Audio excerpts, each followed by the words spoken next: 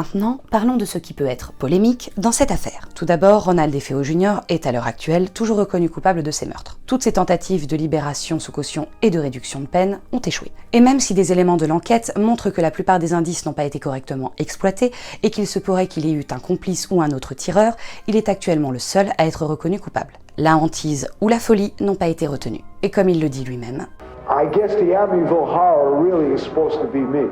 Beaucoup considèrent que le fameux esprit de femme encapuchonnée cité par Ronald DeFeo Jr.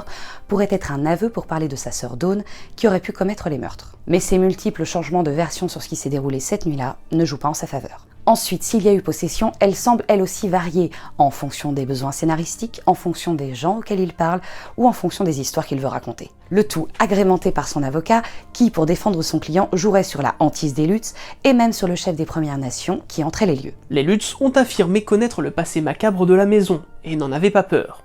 Là-dessus, on peut les croire. Cependant, de nombreuses personnes n'hésitent pas à affirmer qu'ils avaient déjà dans l'objectif de se faire de l'argent en exploitant l'histoire de la maison et en rajoutant une affaire paranormale par-dessus. I think that they had this whole thing planned, and they were going to write a book about it, and make themselves a lot of money. And, you know, they did. Cependant, il est compliqué de juger le témoignage de quelqu'un quand soi-même on ne l'a pas vécu. C'est pourquoi nous prenons toujours des pincettes avec les témoignages paranormaux en règle générale. Ceci dit, rien ne nous empêche de chercher des éléments qui auraient pu pousser les Lutz à inventer cette histoire.